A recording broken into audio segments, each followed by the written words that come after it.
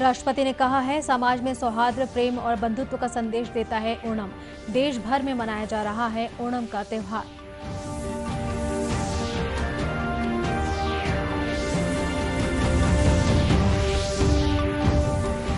देश में अब तक लगाए जा चुके हैं 57 करोड़ 61 लाख कोविड टीके। इधर छत्तीसगढ़ में तीसरी लहर से निपटने 3900 पदों पर होगी भर्ती।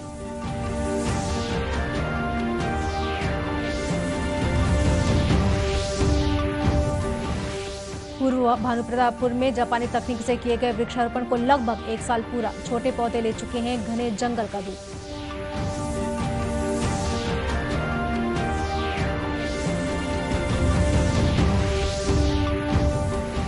और आमचो बस्तर ब्रांड के साथ ही गरियाबंद की महिलाओं द्वारा बनाई गई राखी बना आकर्षण का केंद्र।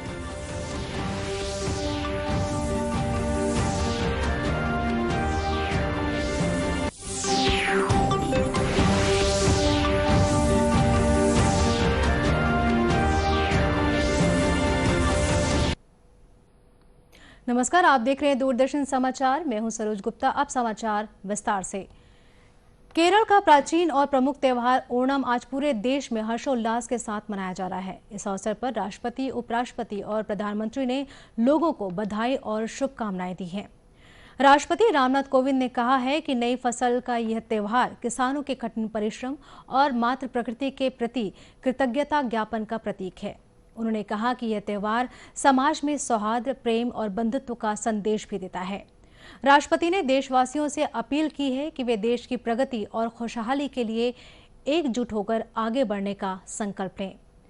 उपराष्ट्रपति एम वेंकैया नायडू ने कहा है कि ओणम प्रकृति की शक्ति और प्रचुरता का उत्सव मनाने का अवसर है। उन्होंने कहा कि यह त्योहार राजा महाबली के समय से मनाया जा रहा है। श्री नायडू ने कहा कि रंग बिरंगे फूलों का यह त्योहार मित्रों और परिजनों के साथ पारंपरिक खेलों, संगीत और नृत्य के साथ महाभोज का अवसर होता है। प्रधानमंत्री नरेंद्र मोदी ने लोगों को ओणम के अवसर पर शुभकामनाएं दी हैं। ट्वीट संदेश में श्री मोदी ने कहा कि यह त्योहार सकारात्मकता, जीवंतता, भाईचारे और सद्भाव का प्रतीक है। उन्होंने सभी के अच्छे स्वास्थ्य और सुख समृद्धि की कामना की है। इधर छत्तीसगढ़ में भी इस त्योहार को लेकर काफी उत्साह देखा जा रहा है। इस्पात नगरी भिलाई में सुबह से ही समाज के लोगों ने अयप्पा स्वामी के मंदिर पहुंचकर भगवान अयप्पा स्वामी के दर्शन किए और पूजा अर्चना कर एक दूसरे को ओणम पर्व की बधाई दी। अयप्पा सेवा संघ के महासचिव सुरेश पिल्लई ने ओणम पर्व के बारे में जानकारी देते हुए बताया कि समाज के लोगों द्वारा प्रतिवर्ष ओणम पर्व का पर्व पूरे हर्षोल्लास के साथ मनाया जाता है और मंदिर समिति भी इसको लेकर पूरी तैयारी करता है। धूमधाम से मनाते हैं, जिसमें अपने अपने घरों के सामने रंगोली, जो फूलों का रंगोली है जिसको हम केरल में अत्तपू कहते हैं, उसको बनाकर केरल वासी उसको बड़ी धूमधाम से मना रहे हैं।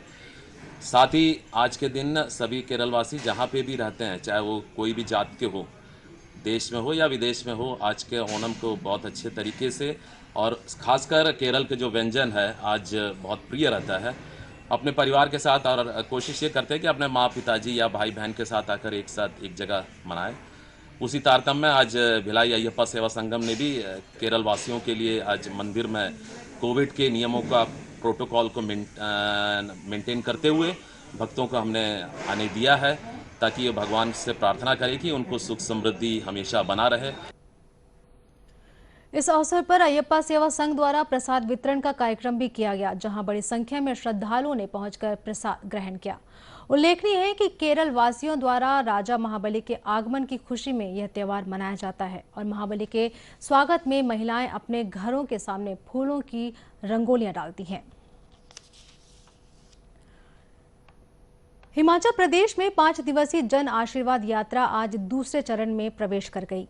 यात्रा का नेतृत्व सूचना एवं प्रसारण मंत्री अनुराग सिंह ठाकुर कर रहे हैं। श्री ठाकुर का आज दूसरे दिन यात्रा के अंतिम चरण के दौरान बिलासपुर पहुंचने पर भव्य स्वागत किया गया। इस अवसर पर उन्होंने एक जनसभा को भी संबोधित किया। उन्होंने कहा कि बिलासपुर जिले में पर्यटन को बढ़ावा दिया जाएगा और साहसिक खेलों को भी प्रोत्साहन दिया जाएगा, जिससे स्थानीय लोगों को रोजगार के अवसर मिलेंगे। कोई भी योजना लागू करके केवल घोषणा नहीं करते, उसको जमीन तक, जन जन तक उसका लाभ पहुंचे, उसके लिए प्रयास करते हैं। जैसे पीएम जनधन योजना, 40 करोड़ बैंक खाते खोले, 44 करोड़ है, 44 करोड़ है, ये 70 साल के बाद खुले। आधार नंबर दिया, इससे ट्रांसपेरेंसी आई, पारदर्शिता आई, जिसको पैसा मिलना चाहिए था उसी के खाते में पैसा जाता है। 28 करोड़ से ज्यादा लोगों को रुपए डेबिट कार्ड मिले, जो कभी अमीरों की जेब में केवल डेबिट कार्ड होता था या क्रेडिट कार्ड होता था। एक बड़ा बदलाव सोच में लेकर आए। अभी भी दुनिया के बड़े बड़े देशों को आपदा के समय चेक काट कर लोगों को पैसा भेजते थे। मोदी जी यहां से एक बटन दबाते हैं, 9.25 करोड़ किसानों को 2-2 हजार की किस्त उनके खाते में पहुंच जाती है। इससे पहले श्री ठाकुर ने देश के लिए सर्वोच्च बलिदान देने वालों को बिलासपुर शहीद स्मारक पर पुष्पांजलि अर्पित की। वे भाजपा कार्यकर्ताओं के साथ पौधारोपण कार्यक्रम में भी शामिल हुए। 5 दिवसीय जन आशीर्वाद यात्रा कल सोलन जिले के परवाणू से शुरू हुई थी। राष्ट्रव्यापी टीकाकरण अभियान के अंतर्गत देश में अब तक 57 करोड़ 61 लाख कोविड टीके लगाए जा चुके हैं। स्वास्थ्य मंत्रालय ने बताया है कि पिछले 24 घंटे में 36,36,000 कोविड रोधी टीके लगाए गए। मंत्रालय के अनुसार देश में कोविड से स्वस्थ होने वालों की दर 97% से अधिक हो गई है। पिछले वर्ष मार्च के बाद यह सबसे ऊंची दर है। पिछले 24 घंटों में 36,000 रोगी कोविड से स्वस्थ हुए हैं। अभी तक 3 करोड़ 15 लाख से अधिक व्यक्ति संक्रमण से मुक्त हो चुके हैं। वहीं देश में पिछले 24 घंटों में कोविड के 34,000 से अधिक नए मरीज सामने आए हैं, जबकि वर्तमान में 3,61,340 मरीजों का उपचार चल रहा है। कुल संक्रमित व्यक्तियों में से मात्र 1.12% रोगी उपचाराधीन हैं। देश में इस महामारी से अभी तक 4,33,964 लोग अपनी जान गंवा चुके हैं। कोविड जांच की क्षमता में महत्वपूर्ण बढ़ोतरी हुई है और अभी तक 50 करोड़ 45 लाख से अधिक जांच की जा चुकी है। कल देश भर में 17,21,000 से अधिक नमूनों की जांच की गई। इधर छत्तीसगढ़ में पिछले 24 घंटे के भीतर कोरोना के 48 नए मरीज मिले हैं। इनमें रायपुर के 2 मरीज भी शामिल हैं। राज्य में अब तक कुल संक्रमित मरीजों की संख्या 1,04,000 हो गई है, जिनमें से 98,000 से अधिक मरीज स्वस्थ हो चुके हैं।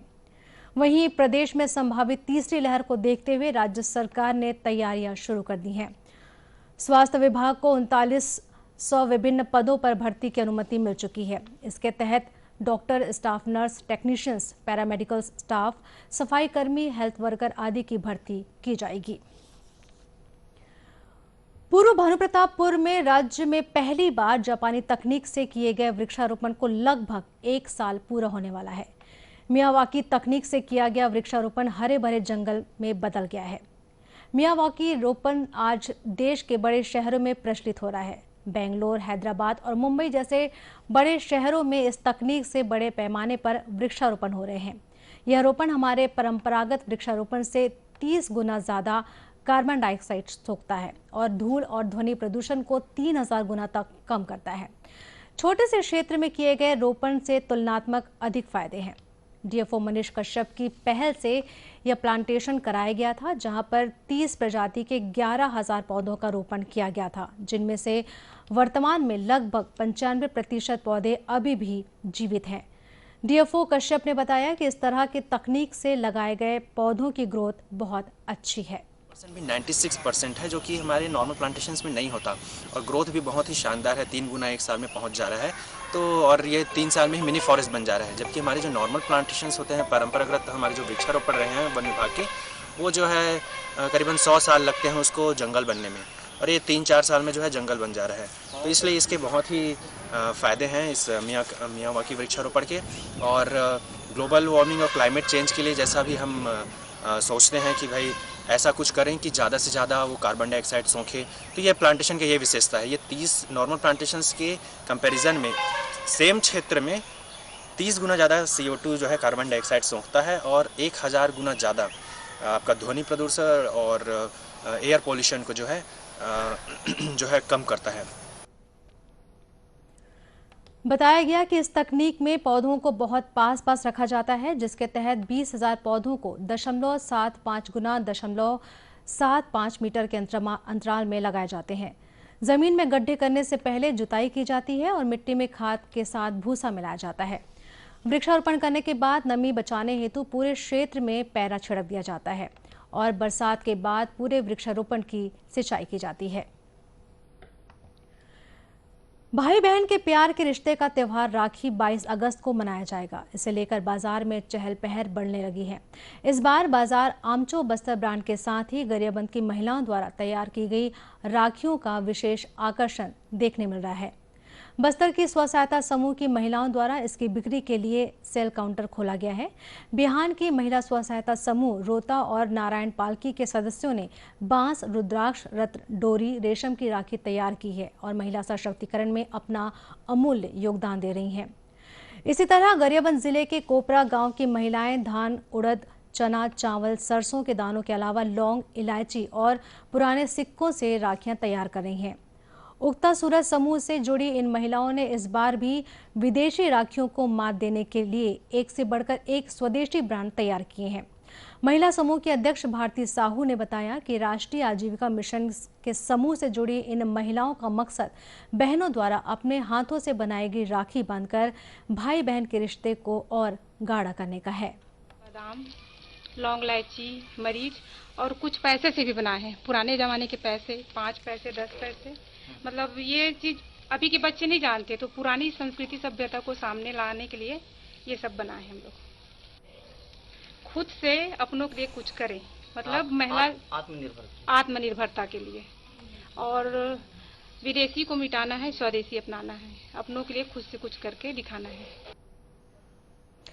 वहीं समूह के सदस्य नमिता साहू ने बताया कि बीते वर्ष बनाई गई राखियों की मार्केट में बम्पर डिमांड से उत्साहित महिलाओं ने इस बार और भी ज्यादा सुंदर आकर्षक राखियां मार्केट में उतारने का फैसला किया है। हमन घर में ये राखी अभी बना के बेचा था, तो कल के डेट में दीदी मन हमार मन से सीखे कि ये राखी ला बना के खुद अपन घर में तैयारी करे और अपन स्वयं सक्षम हो ये कार्य ला करे बर, है नहीं, यही सीखे। और मेन उद्देश्य ये है कि जो विदेशी से आते हमन मन के इस्तेमाल करे बर, जो चीज ला हमन आसानी से खरीद लेतन ओकर उपयोग ना करते हुए स्वयं अपन घर के हाथ से बनी हुई चीज के इस्तेमाल करें।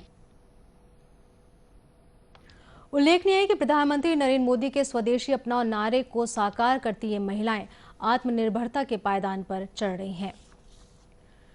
डीडी नेशनल पर गंगा के जीर्णोद्धार के बारे में यात्रा वृत्तांत धारावाहिक रग रग में गंगा का दूसरा चरण आज से शुरू हो रहा है। इस धारावाहिक की 26वीं कड़ी होगी। इसकी एंकरिंग राजीव खंडेवाल करेंगे। यह कार्यक्रम शनिवार और रविवार को रात 8:30 बजे से दिखाया जाएगा। इसका पुनः प्रसारण सोमवार और मंगलवार को सवेरे 8:30 बजे होगा। दूरदर्शन केंद्र रायपुर से प्रसारित होने वाले प्रादेशिक समाचार को आप YouTube पर भी देख सकते हैं। हमारे YouTube channel Chhattisgarh DD news पर प्रादेशिक समाचार उपलब्ध रहेगा। YouTube चैनल का लिंक और QR कोड आप स्क्रीन पर देख सकते हैं। अपने एंड्रॉयड फ़ोन से QR कोड स्कैन कर आप छत्तीसगढ़ डीडी न्यूज़ लिंक पर जा सकते हैं। इसके अलावा छत्तीसगढ़ डीडी न्यूज़ फेसबुक और ट्विटर पर भी उपलब्ध है। अंत में मुख्य समाचार एक बार फिर। राष्ट्रपति ने कहा है, समाज में सौहार्द, प्रेम और बंधुत्व का संदेश देता है ओणम। देश भर में मनाया जा रहा है ओणम का त्यौहार।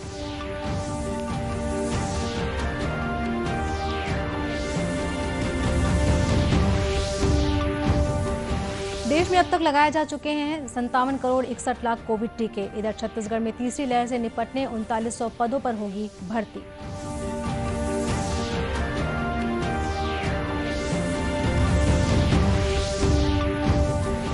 पूर्व भानुप्रतापपुर में जापानी तकनीक से किए गए वृक्षारोपण को लगभग 1 साल पूरा। छोटे पौधे ले चुके हैं घने जंगल का रूप।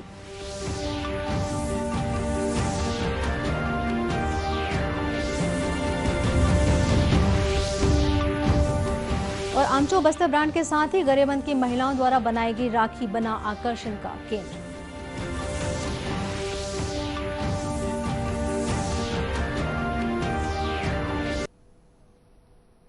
इसी के साथ यह समाचार बुलेटिन यहीं समाप्त हुआ। नमस्कार।